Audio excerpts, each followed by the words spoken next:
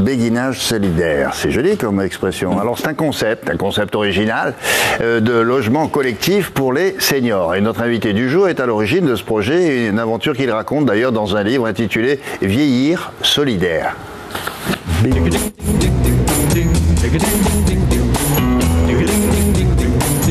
Un livre que vous avez écrit avec Marie de Henzel. Bonjour.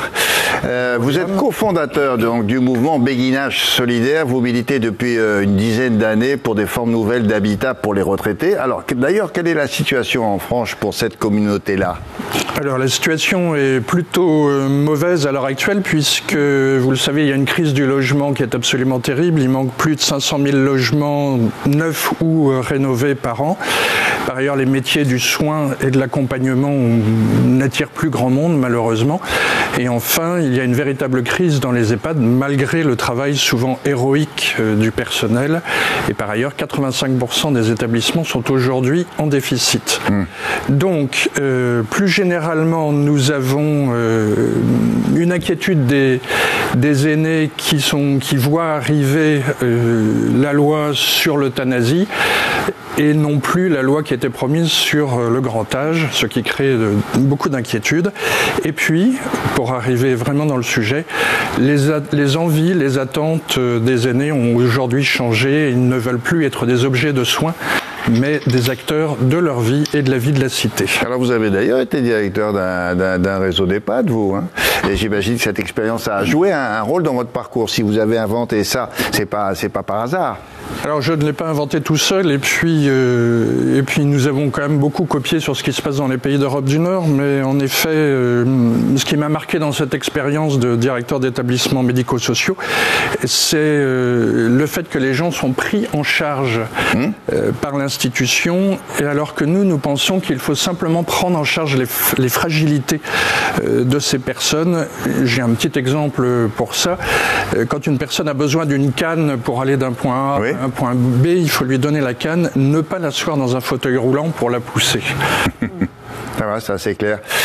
Vous avez donc imaginé une alternative, et ça s'appelle le béguinage solidaire. Vous nous expliquez de quoi il s'agit? D'abord, le mot béguinage, ça vient d'où? Ça a un rapport avec avoir le béguin pour quelqu'un ou non? Alors on n'en sait trop rien, puisque c'est une histoire qui est née au XIIe, XIIIe siècle. C'était des femmes laïques qui se rassemblaient pour vivre, travailler et à l'époque prier ensemble. Ce modèle a traversé les siècles avec des hauts et des bas. Et aujourd'hui, il y a plus de 600 béguinages en Belgique, plus de 1000 en Allemagne, en Hollande aussi. Et donc nous nous en sommes inspirés. L'idée, c'est qu'au début, nous avions beaucoup de convictions, et nous sommes partis de l'attente des personnes. Et cette attente, c'est être utile, être aimé, être libre et être acteur de la vie de la cité. Et donc nous avons évolué d'un concept qui était celui du logement adapté aux seniors, qui n'est qu'une partie de la demande et qu'une partie de la réponse, à un projet de vie qui s'appuie sur l'entraide. Alors, un projet de vie qui s'appuie sur l'entraide, mais ça concerne qui? C'est-à-dire, c'est un groupe de personnes retraitées d'un certain âge. Ils se connaissent pas, ils se groupent par combien? Ils sont 5, ils sont 10, et ils habitent au même endroit. Ils habitent au même endroit, absolument, et au début de l'aventure, ils ne se connaissent pas, mais nous leur proposons une démarche qui est d'entrer dans ce que nous appelons le béguinage solidaire hors les murs, c'est-à-dire qu'au moment où le chantier va commencer, ils vont se réunir, pour ainsi dire, tous les mois pour faire connaissance, pour exprimer leurs besoins, leurs envies, mais aussi leurs peurs de déménager par exemple, et ils vont écrire ensemble la charte de vie qui sera le fil conducteur. Très bien, s'il y a une charte de vie, ils ne sont pas obligés de devenir copains dès le premier jour, peu importe, c'est pas ça. C'est vivre ensemble. Alors il y a des parties communes, je suppose, et sinon chacun a son appartement.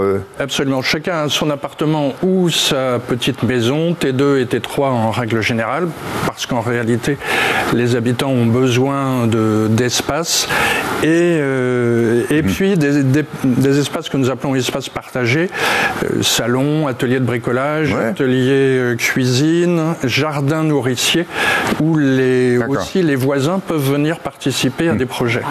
Mais ça pourrait être pour tous les seniors, où il faut remplir des critères, il ne faut pas être ceci, il ne faut pas être trop âgé, il ne faut pas être malade, où ça pourrait concerner tout le monde. Oui, pour être admis dans le club. Oui, pour être admis dans le club des...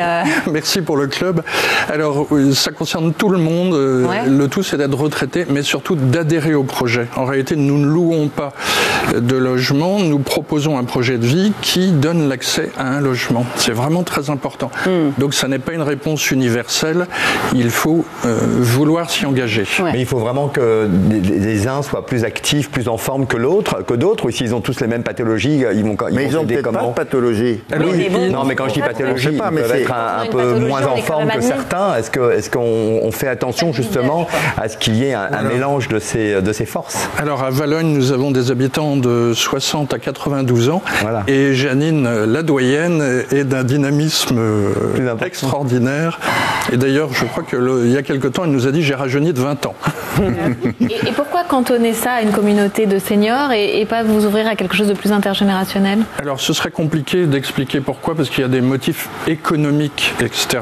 Mais la dimension intergénérationnelle qui est extrêmement importante pour nous, elle va s'exprimer à travers le jardin nourricier, à travers l'atelier de bricolage, à travers les ateliers cuisine. Avec des interventions extérieures. Avec des interventions extérieures, puisque nous disons que le béguinage solidaire, c'est un tiers-lieu habité par des retraités et des personnes extraordinaires, c'est-à-dire... Une dernière petite question. S'il y a un problème médical, pour faire suivre à la question de mes camarades, s'il y a un problème médical, ça peut arriver dans une communauté de cet âge-là.